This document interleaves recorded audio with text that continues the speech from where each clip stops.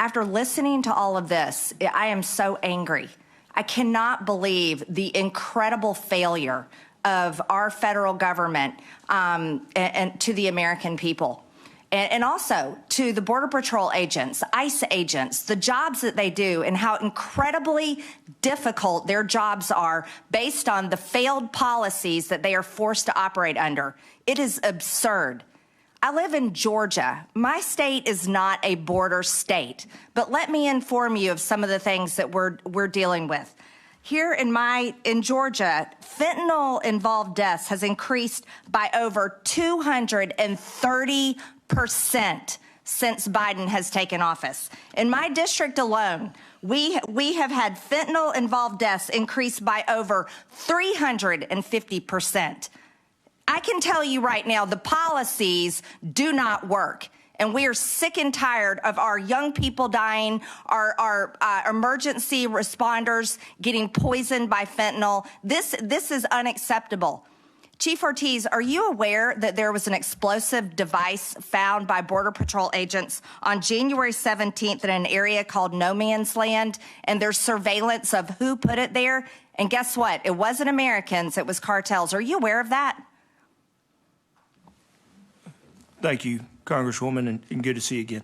I will tell you that some of this information that I receive in a confidential skiff, so I'm going to be a little hesitant of briefing what I know and what I don't know with respect to some of those, an event like that. I understand, Chief Ortiz, but I'm not going to be confidential because I think people deserve to know. Our Border Patrol agents should not be in those type of conditions where they are at risk of being blown to pieces by the cartels, who, by the way, are criminals, and they should be treated as such. As a matter of fact, I've co-sponsored legislation to declare war on the cartels because they are definitely declaring war on us, the American people, and our Border Patrol agents, and I've had enough of it. And I know Americans have had enough of it.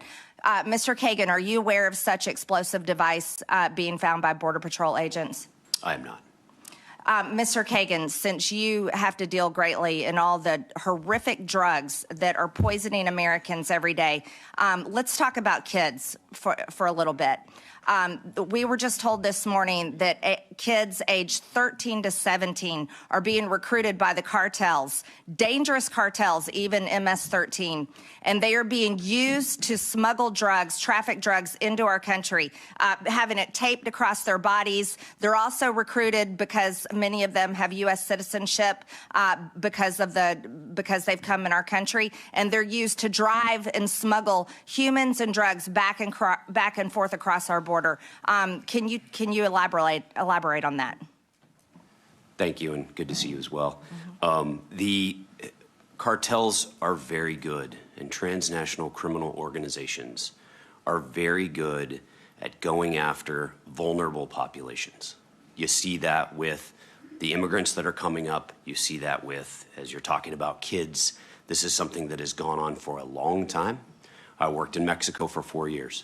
So here, seeing cartels, seeing TCOs go after vulnerable children and vulnerable populations is something that definitely happens. They will go after any vulnerable population in order to move their drugs north and or move their guns and profits south. Yes, so, but yes, Mr. Kagan, let me interrupt you for a minute. This has been a large increase in just the past 2 years, and how many teenagers and even children are being used to traffic drugs. The increase is there, and it's showing that the policies are failing.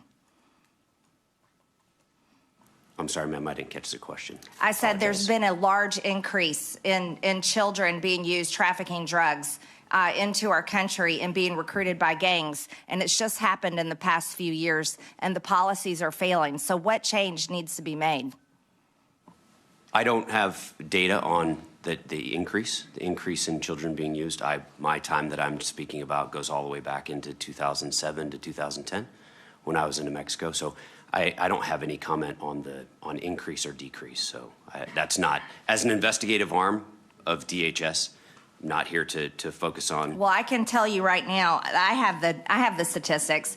deaths of 350% in the past 2 years in my district from fentanyl, that's proof that the increase is there.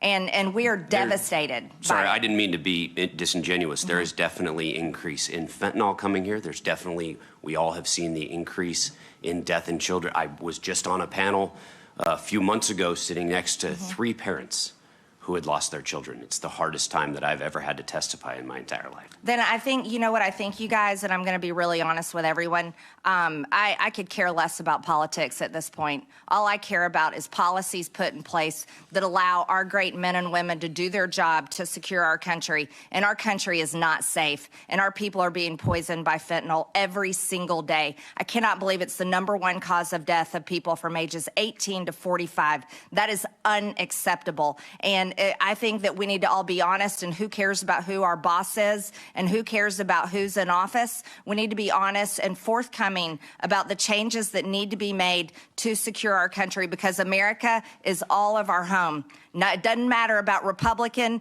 Democrat, or who cares. It's everybody's home. And what I would like to see done is real frank conversation about what to do to fix this problem. Thank you very much. Thanks for watching, and if you haven't already, please consider subscribing to our channel. And while you're at it, please leave us a comment. Thank you for watching.